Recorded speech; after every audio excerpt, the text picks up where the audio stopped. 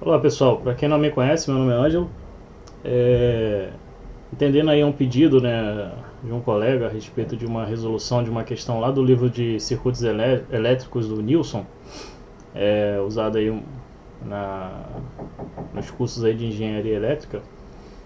É, Embora nessa sequência aí de vídeos, né, que eu tenho postados aí sobre análise de circuitos elétricos, eu ainda não tenha chegado nessa parte aí de daquelas orientações é, mais conceituais a respeito de como levantar as equações, né, utilizando aí as metodologias mais usuais aí para análise de circuito elétrico. Eu vou aqui resolver essa questão aqui para o colega e vou compartilhar com vocês. Né, para quem já tem uma base, né, conceitual a respeito dos métodos, né, que vão ser empregados aqui, fica só aí mais um reforço, né?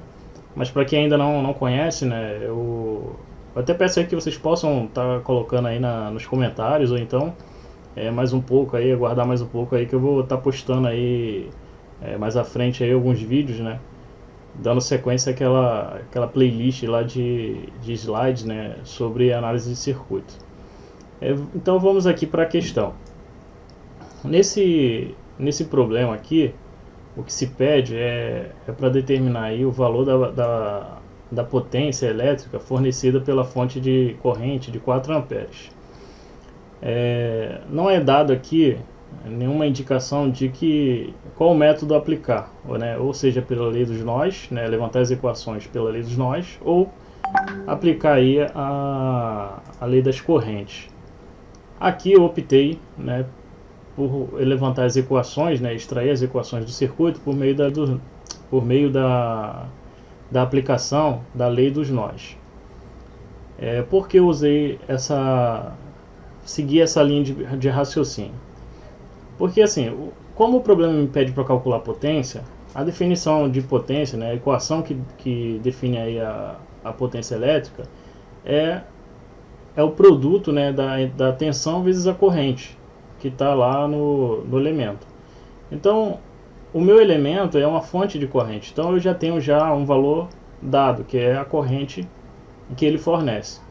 O que eu preciso determinar aqui é a tensão nos terminais dessa fonte. E aí, assim, é possível aí calcular o valor da potência. Então, se eu fosse utilizar aqui o método das malhas, né, da equação das malhas, das quedas de tensões na malha, a minha resposta seria corrente, né? Eu teria como resposta valores de corrente da malha. E aí eu teria que fazer novos cálculos e eu acho que dá mais um pouco de trabalho. Então eu preferi fazer por equação de nó, porque ainda que tenha um pouco de trabalho, mas o resultado final é tensão, e é justamente o que eu preciso. Eu preciso conhecer a tensão no nó 1, né, que eu determinei aqui como V1, e a tensão no nó 3. Né. Isso aqui foi tudo indicado, tá pessoal? Isso aqui é aleatório, cada um pode arbitrar da forma que achar melhor. Eu coloquei aqui, chamei esse nó de V1, aqui de V2 e aqui de V3, mas podia ser VX, VY, VZ, isso fica a critério.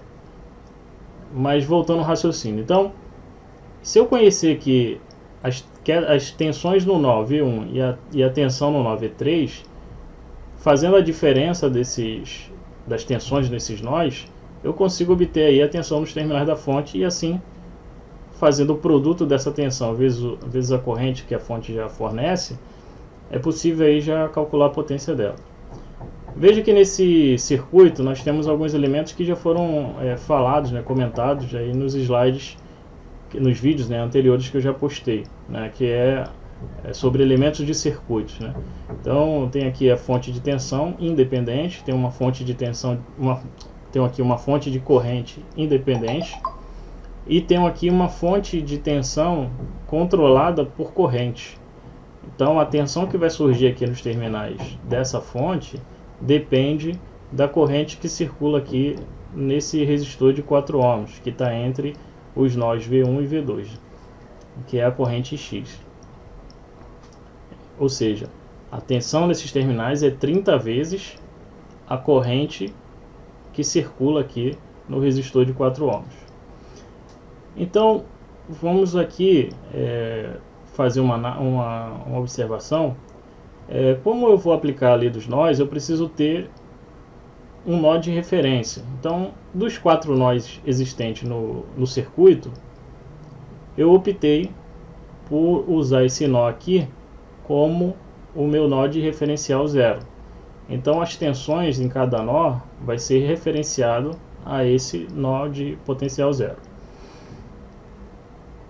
Como eu desejo conhecer tensão, então eu vou colocar aqui a corrente X em função das tensões aí, que é V1 e V2, da seguinte forma: Ix vai ser igual a queda de tensão no resistor de 4 ohms dividido pela resistência desse resistor. Por que a tensão ficou aqui, né, o cálculo ficou V1 menos V2 e não V2 menos V1? Porque o problema, né, o próprio problema, ele já dá o sentido da corrente X. E a corrente X ela vai do nó 1 para o nó 2. Então o lado de maior potencial fica aqui no nó 1. Enquanto que no nó 2 tem o menor potencial, que é o V2 aqui. Então, como né, por regra, né, a corrente ela flui do maior potencial para o menor potencial, então fica V1 menos V2. Se a corrente aqui tivesse com sentido, indicação de sentido contrário, então seria V2 menos V1. Então a expressão da corrente X, né, ou seja, colocando a corrente X em função das quedas de tensões do nó, fica V1 menos V2 dividido por 4. Com isso, podemos aplicar aí, né, a equação dos nós. Então, vou analisar primeiro aqui o nó 1, né, que eu denominei como V1. E a equação fica da seguinte forma: V1 menos 128 dividido por 2. Essa expressão aqui define a corrente que circula nesse ramo aqui. Mais V1 menos V2 dividido por 4, que é a corrente que circula aqui no resistor de 4 ohms. Mais 4, que é a corrente da fonte. Por questões de conversão, quando a corrente está saindo do nó, é considerado como positivo. Se a corrente estiver entrando no nó, é considerado como negativo. Pode ser ao contrário? Pode ser ao contrário. Isso vai depender da forma como a pessoa está habituada a analisar o seu circuito. Então, a análise de circuitos elétricos, ela te dá aí uma gama de opções aí, porque como você desconhece os sentidos de corrente, né, os valores efetivamente com relação a sinais, né, de tensão, né, se a tensão naquele ponto é negativa ou se é positivo, você pode arbitrar os sentidos de corrente, você pode arbitrar da forma como quiser, desde que você siga as regras, né, para análise. O que vai mudar, né, no final é que, se você optar por um sentido que não é o real, né, do circuito, o seu resultado vai ser atribuído um sinal negativo. Então, o valor em módulo vai ser o correto, né? Porém, o sinal vai indicar que aquele sentido que você atribuiu é contrário ao sentido real da corrente no circuito. Então, na maioria de alguns livros, né, que eu já olhei, eles atribuem essa convenção, que a corrente saindo no nó é positiva e a corrente entrando no nó é negativa. Então, eu normalmente sigo essa linha de raciocínio. Então, por isso que aqui ficou mais 4. A corrente aqui ela está saindo. Tudo isso aqui é igual a zero. Organizando matematicamente aqui essa equação, eu chego nessa expressão aqui. Operando aqui essa expressão, vou chegar aqui na equação final, que é essa aqui. Esses valores que eu botei em evidência aqui, entre parênteses, né, caso alguém tenha dúvida de como cheguei aqui, eu tenho uma fração, né, tem uma fração aqui e tem uma fração aqui. Veja que no numerador aparece aí a tensão V1 nos dois termos aqui. Então eu coloquei em evidência aqui 1/2 mais 1/4 e todos eles multiplicam aqui o V1. O V2 aqui, ó, também está 1/4 está multiplicando o V2, só com o sinal de menos aqui. Para facilitar aí, ganhar mais uma linha, né, eu peguei aqui, ó, aqui ficaria menos 128 dividido por 2, passei para o segundo membro, como estava negativo, ficou positivo. E o 4 que estava positivo ficou negativo, resultando aí nessa equação. Poderia simplificar mais um pouco aqui? Poderia. Como aqui o denominador é comum, poderia ficar 3V1 menos V2 igual a 240, mas eu quis parar por aqui mesmo. Então aqui está a equação do nó 1. A equação no nó 2 segue o mesmo raciocínio. O nó 2 está aqui, então eu vou fazer V2 menos V1, V2 menos 0, né, e V2 menos 3. Então V2 menos V1 dividido por 4 é a corrente que está aqui. V2 menos 0 dá V2, né, vai ficar dividido por 6. E aí, da mesma forma como foi verificada aí a equação do nó 1, também aqui obtém aí a equação do nó 2. E aí resulta, né, nessa expressão aqui. No nó 3, é a mesma, a metodologia é sempre a mesma. Você sempre vai partir do nó que você está analisando para os outros nós que estão vinculados. Então, resolvendo aqui a expressão, chega nessa equação aqui. Lembrando que, né, aqui foi só uma melhorada aqui do problema, tal. Aqui surge lá a corrente, né, Ix, né? E aí a equação fica dessa forma.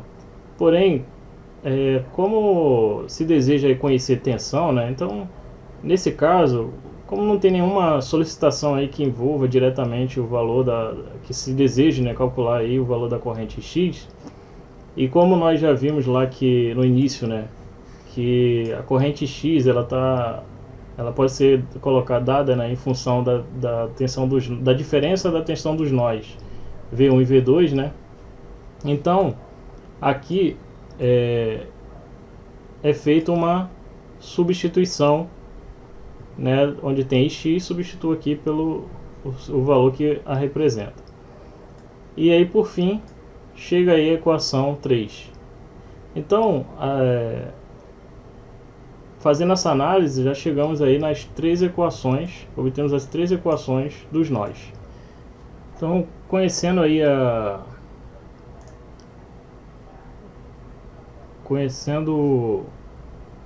as equações, né? Todas as equações aí extraídas por meio da lei dos nós. Agora é só aí, né, usar algumas ferramentas matemáticas, né, para que seja possível aí calcular os valores, né, de cada tensão.